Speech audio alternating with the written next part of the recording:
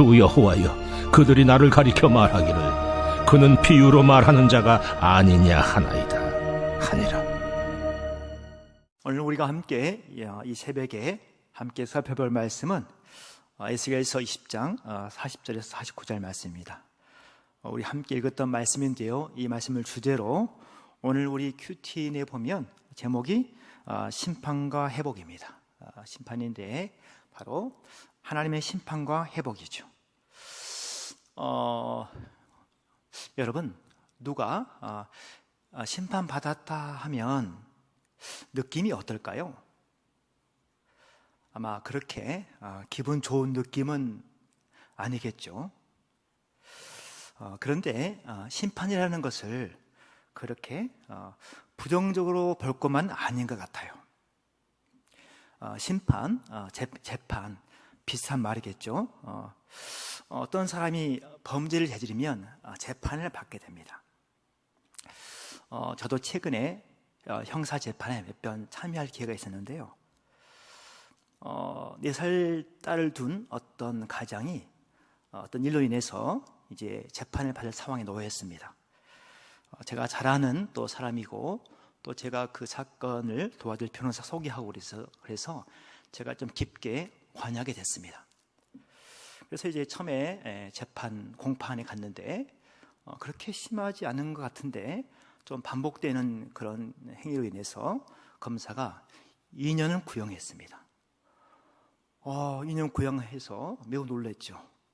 변호사도 이 사건은 아마 집행유예는 어렵고 아마 거의 구속되기 쉬울 거다. 그 얘기 듣고 저는 기도했습니다. 사실은 결혼해서 이혼 위기에 있는 가정이었는데 저와 함께 하나님의 말씀을 나누면서 이 가정이 새롭게 세워져 가고 있는 중이었는데 이 형제가 하여간 사건으로 인해서 그런 일이 벌어졌습니다.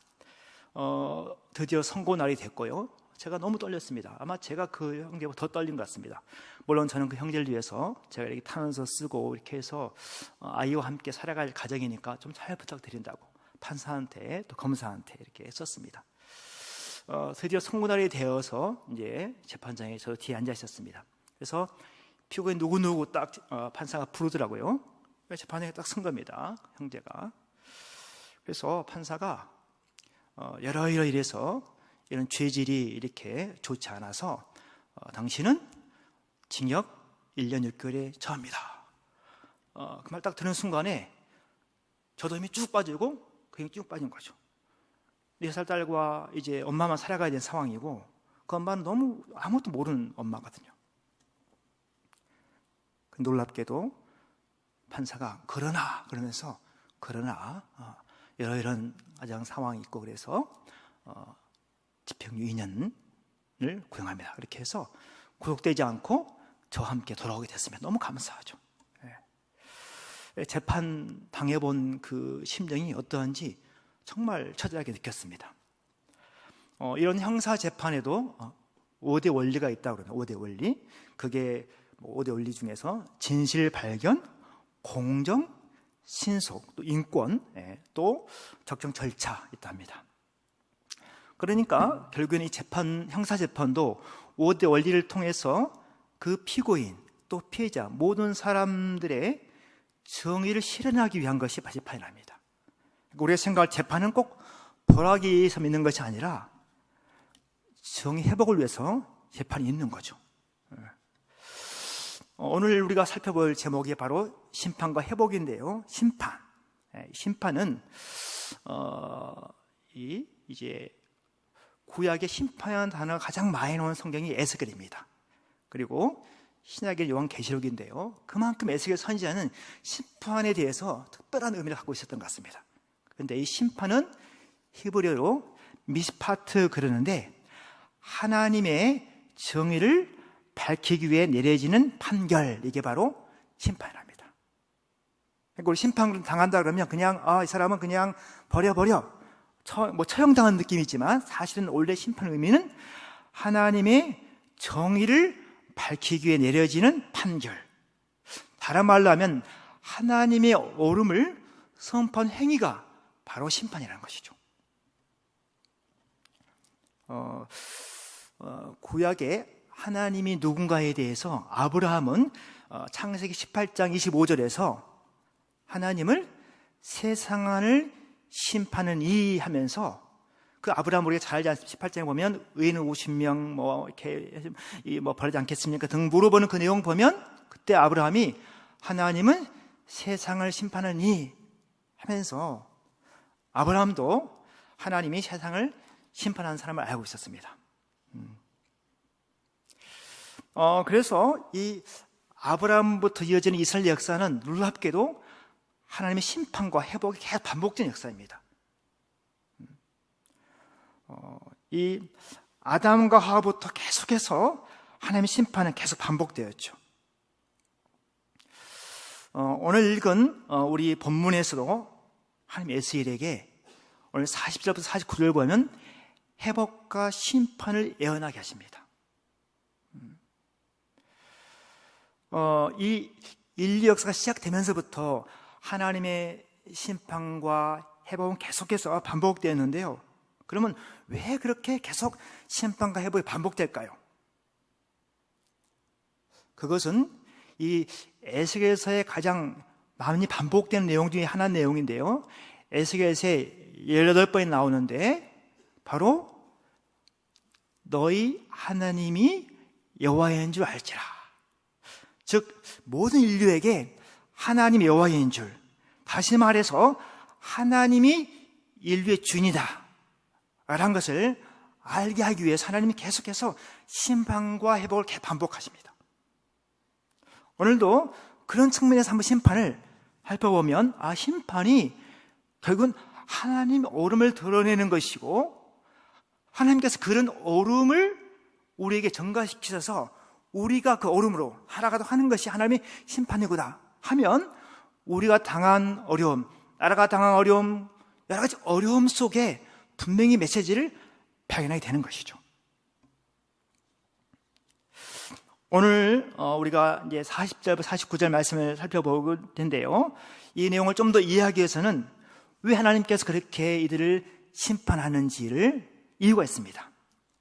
그래서 그 하나님 심판을 불러올 수밖에 없는 이스라엘 상태를 간단하게 한번 살펴보려고 합니다. 우리가 지금 계속해서 에스겔서를 묵상하고 있기 때문에 이미 성도 여러분 잘 알 것입니다. 알 것인데 그 내용을 제가 요약해 봤습니다. 그래서 21절에서 32절 내용을 보면 이렇게 합니다. 21절 보면 그들 자손이 내게 반역하여, 그러니까 다시 말해서 하나님께 반역해서 하나님 심판을 불러일으킨 거죠. 또 24절에서는 율례를 멸시하고 안식일을 더럽히고 눈으로 조상들의 우상을 사모하며, 또 30절에서는요 조상들의 풍속을 따라 자신을 더럽히고, 또 모든 간여한 것을 따라 행음했다고 하고 있습니다. 심지어는요 31절 보면 자기 아들들을 화제로 삼아, 자기 아들을 번제물로 아들을 바쳐버린 거예요. 화제를 삼아서 불가운데로 지나가게 하고, 또 32절에서는 그들이 이방인처럼 목석을 경배하리라. 여러분 이런 내용을 보면 이스라엘 백성은 도저히 심판을 피할 수가 없습니다. 그래서 이스라엘 백성은 심판을 당할 수밖에 없었죠. 그래서 하나님은 이런 이스라엘 백성의 이런 행태를 보고 이렇게 얘기합니다. 내가 반드시 심판하겠다. 반드시 심판하겠다고 그래서 그 심판 내용이 또 이렇게 해서 20장 33절에서 39절에 나옵니다. 제가 또 그 내용을 좀 요약해 봤는데요. 요약해 보면 참 내용이 상당히 강한데요. 이렇게 요약할 수 있습니다. 나의 분노를 쏟을 것이며 광해로 데리고 나가서 직접 대면하여 심판하겠다. 내가 이집트 땅 광야에서 너희 조상을 심판한 것과 똑같이 너희를 심판하겠다. 그러면서 뭐라고 말씀하시냐면 나에게 반역하고 범죄한 사람들을 없애버리겠다. 이러한 하나님의 분노의 심판의 소리를 들은 에스겔은 얼마나 괴로웠을까요? 지금 이 내용은 하나님이 에스겔이 할 말씀이거든요. 에스겔을 다 들어야죠. 다 듣고 전달해야 되는데 듣고 있는 그 에스겔에게 하나님의 분노가 그대로 지금 에스겔이 임한 거죠. 아마 에스겔은 그 소리를 들으면서 이랬을 것입니다. 아니, 내가 그렇게 애절하게 간절하게 주님께 회개가 돌아오고 했는데 왜 이렇게 하나님의 분노를 일으키냐. 정말 해도 너무한다. 어떡하나. 그러면서 이제 더 이상 하나님의 분노를 막을 수가 없다. 이러면서 에스겔은 아마 절망과 좌절 가운데 있었을 것입니다. 이런 낙심 가운데, 절망과 좌절 가운데 있는 에스겔에게 하나님이 다시 회복의 실마리를 줍니다. 그 실마리가 39절 나오는데, 오늘 우리가 본문에 막 앞에 나오는데요, 한번 이런 내용입니다. 너희 이스라엘 족속들아, 주 여호와가 하는 말을 들어라. 모두들 자기 우상들에게 가서 섬겨보아라나. 자, 그러나 결국은 내 말을 안 들을 수 없게 만들고 말겠다. 하나님께서 그렇게 하나님의 분노를 잘 만들어냈지만, 잘 이렇게 했지만, 하나님은 절대로 너희가 내 말을 안 들을 수 없게 만들겠다는 것이죠. 하나님의 회복의 메시지인 것이죠. 이 말은 하나님은 한 번 선택한 백성은 끝까지 책임지시겠다는 것입니다. 자기들의 우상을 섬겨보려고 애를 쓰고 노력해도 결국 하나님의 심판으로 그들은 하나님께 돌아올 수밖에 없는 사람이 선택할 백성이라는 것이죠. 그러면서 오늘 이제 본문에 들어가는데요, 오늘 본문 40절부터 회복의 메시지를 던지기 시작합니다. 이렇게 항상 하나님의 심판은 회복을 담고 있습니다. 즉 멸망당하는 그 가운데, 내가 너희들 잘 없애버리겠다 하는 그 멸망 가운데 하나님이 요하지 않은 것, 그것이 곧 회복인 것이죠.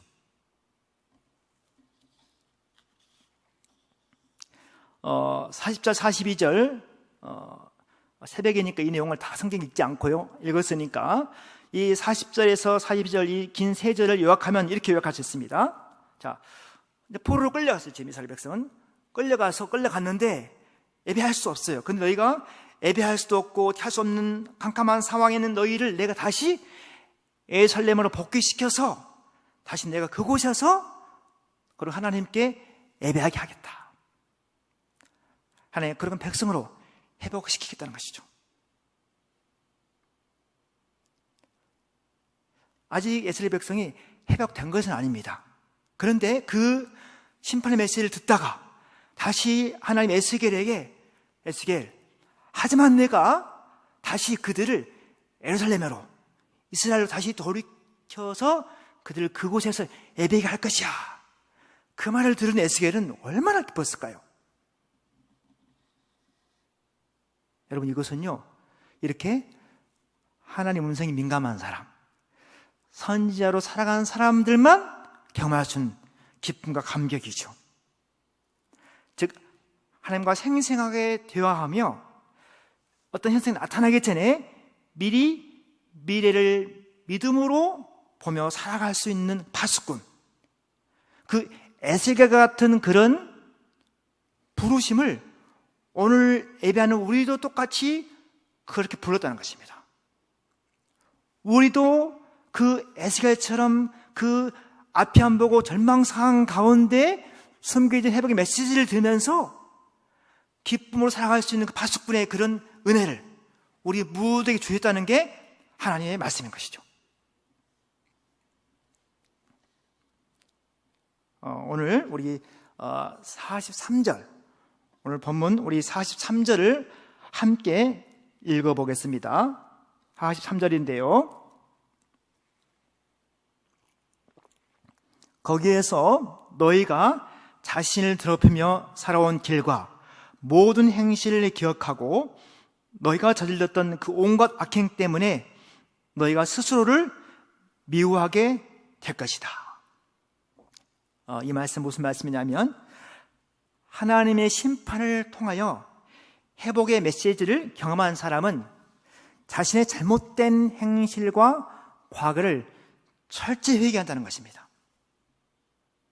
그러니까 하나님의 심판을 통하여 우리가 생각해야 할 것은, 즉 우리가 뭔가가 개인과 가정과 나라가 정말 감당할 수 없는 뭔가 하나님의 심판 같은 뭔가 정말 도저히 예상치 못한 일이 벌어졌을 때, 그때 다른 사람이나 상황을 원망하고 핑계할 것이 아니라 자기 스스로 돌아보며 철저히 회개한다는 회개를 하는 기회를 가져야 한다는 것이죠.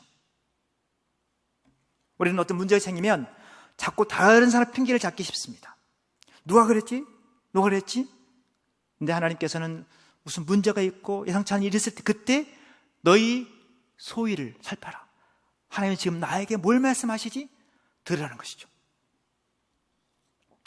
또 오늘 44절을 한번 읽어볼까요? 44절 같이 읽어보겠습니다. 이스라엘 족속아, 내가 이렇게 너희 악한 길과 타락한 행실에 따라 그대로 너에게 갚았어야 했지만 내 이름에 욕이 될까봐 그렇게 하지 못하였으니 그때야 비로소 너희는 내가 주인인 줄 알게 될 것이다. 나 주 하나님의 말이다. 결국 하나님께서는 심판과 회복을 통해서 내가 바로 여호와, 내가 너희의 주인이다 라는 것을 말씀하겠다는 것이죠. 하나님의 심판은 그래서 항상 회복을 담고 있습니다.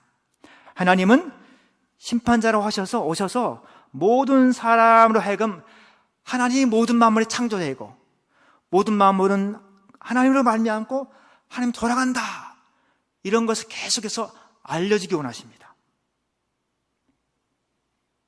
그래서 여러분, 우리가 잘 알고 있는 그 노아 홍수 심판도 뭐죠?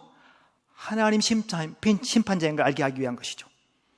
심판자를 알게 하기 위해서 모든 피조물들한테 내가 모든 만물의 주인이다 라는 것을 알게 하기 위해서 하나님이 심판하신 것이죠. 이제 하나님께서는 이렇게 44절까지는 회복을 말씀하시다가 다시 또 45절부터 49절까지는 또 뭐가 되죠? 또 심판이, 또 하나의 무서운 심판이 또 언급됩니다. 이 내용도 너무 길어서 제가 요약했는데요. 자, 45절부터 49절 내용 보면 이렇게 요약할 수 있습니다. 자, 남방들의 삼림, 이 남방은 유다와 예루살렘을 얘기하는데, 이 유다와 예루살렘이 여호와의 동산처럼 여김받던 그 자들이 이제 엉겅퀴와 가시가 무성 삼림처럼 되어버리겠다는 것이죠. 너희가 참 정말 비옥하고 동산 같고 그런 너희를 내가 엉겅퀴가 무성하고 정말 그 가시가 무성한 그 삼림으로 만들어버리겠다는 것이죠.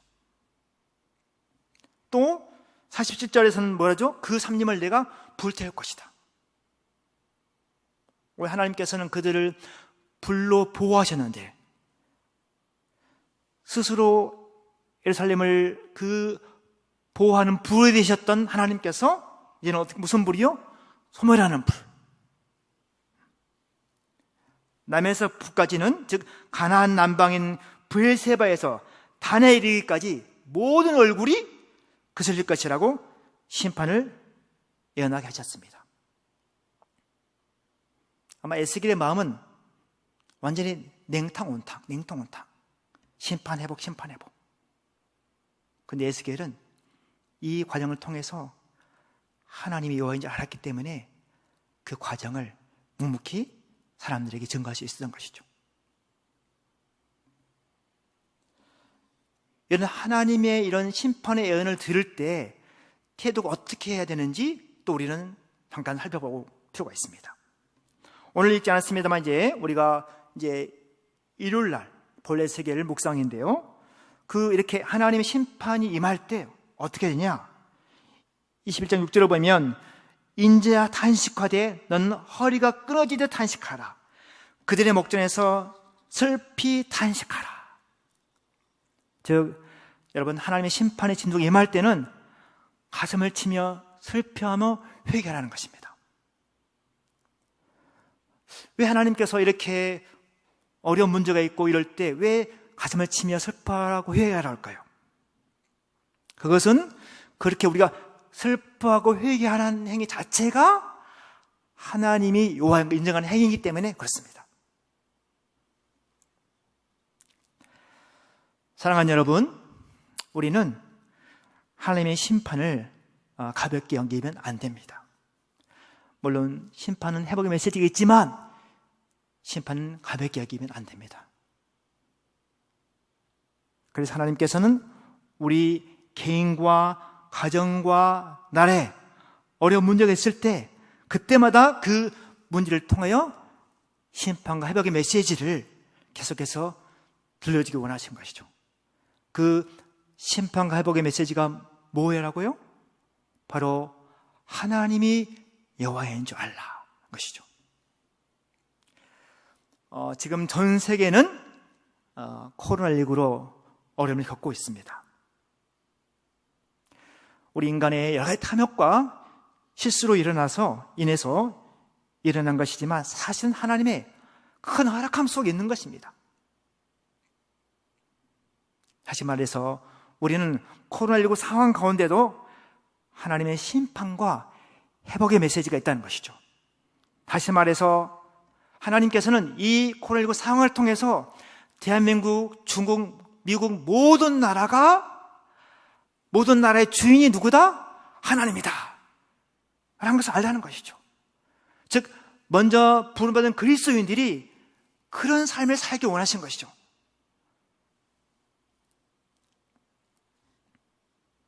이런 구약의 하나님의 심판은 신약에서 어떻게 나타났습니까? 심판자인 하나님은 죄를 심판하셔서 그 심판의 대속물로 하나님 아들 예수를 십자가에서 심판하고 죽게 하셨습니다. 다른 말로 하나님께서 십자가에서 하나님 얼음을 나타내신 것이죠. 인류의 죄에 대한 심판을 하신 것입니다. 그런데 그 심판은 바로 회복이 준비된 심판이었죠. 예수님이 십자가에 죽어야만, 그 심판 당하셔야만 뭐가 있죠? 바로 부활 회복이 있는 것이죠. 우리가 받아야 할 심판을 대신 지신 예수님이 지금 바로 우리와 함께하고 있으면서 너희는 심판의 때를 준비하라고 말씀하고 있습니다. 조금 있다가 같이 말씀 읽어볼 것인데요. 여러분, 하나님의 심판과 회복은 반복되지만 하나님의 심판은 아직 끝나지 않았습니다. 하나님의 심판과 회복은 반복되지만 마지막 심판이 임하면 그때는 회복할 시간이 없습니다. 여러분, 우리 개인도요, 갑자기 심판이 오면 회복할 시간이 없습니다. 갑작스러운 교통사고 사망, 갑작스러운 뇌졸중, 질병, 수많은 사건이 내가 미처 손을 뗄 수 없는 상황 속에서 개인의 종말을 많이 맞이하게 됩니다. 저는 제 주변에서 그런 분들 많이 봤습니다. 내가 지금 준비하고 있지 않으면 어느 날 갑자기 개인적인 종말이 와버리는 것이죠. 그래서 예수님께서는 말씀을 통해서 우리에게 지금 너희가 나의 심판 때를 준비하라고 말씀하고 있습니다.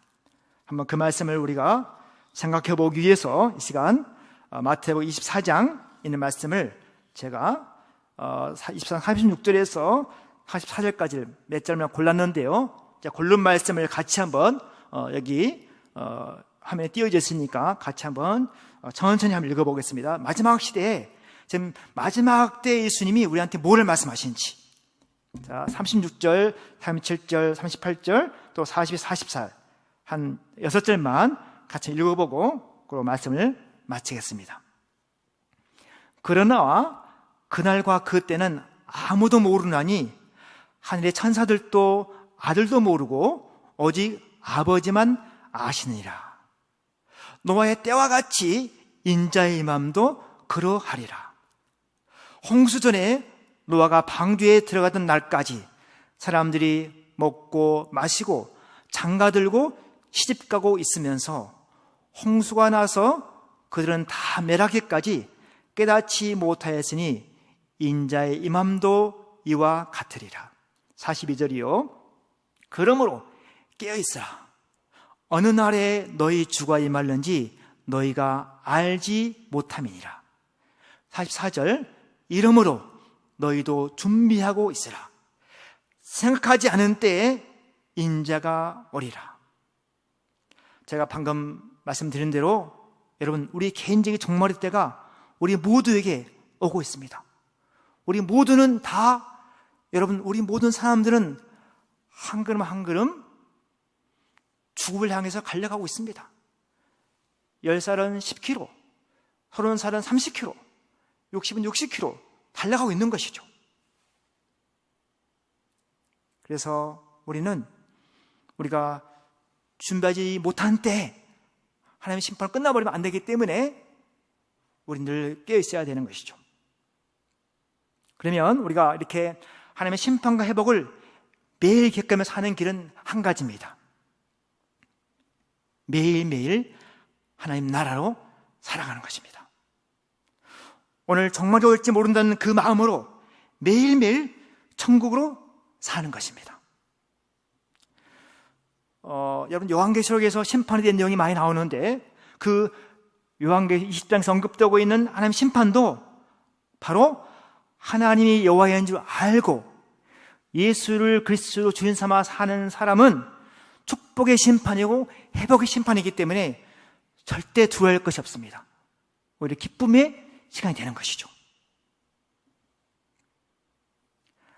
하루하루를 하나님이 내 인생의 주인, 우리 가정의 주인, 우리 교회의 주인, 우리 나라의 주인, 온 세계의 주인, 이렇게 사는 삶이 바로 하나님 나라로 살아가는 삶인 것이죠.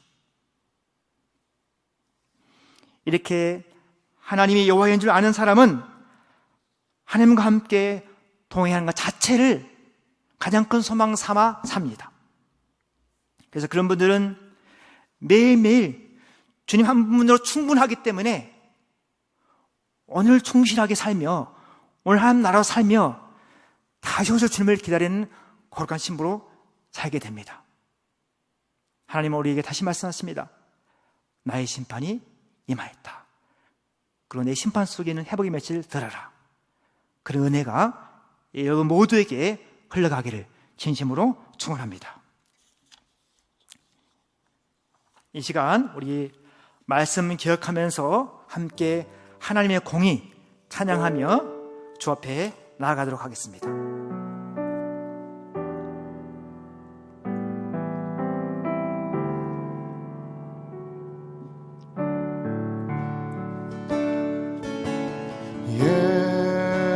예수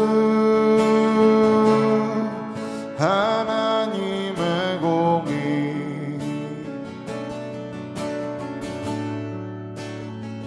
주독생자 그의 나라 임하시네.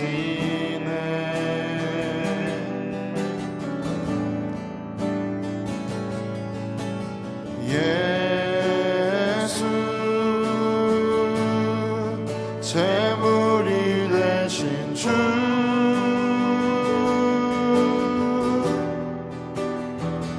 영광 주님 그의 나라 임하시네.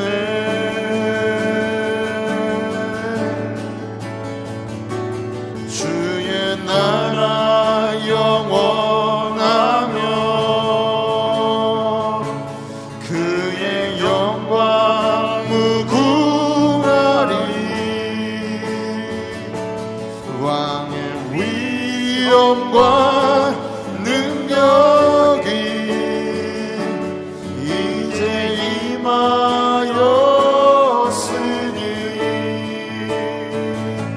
주의 주권과 주의 통치와 주의 나라 힘과 권세 임하네.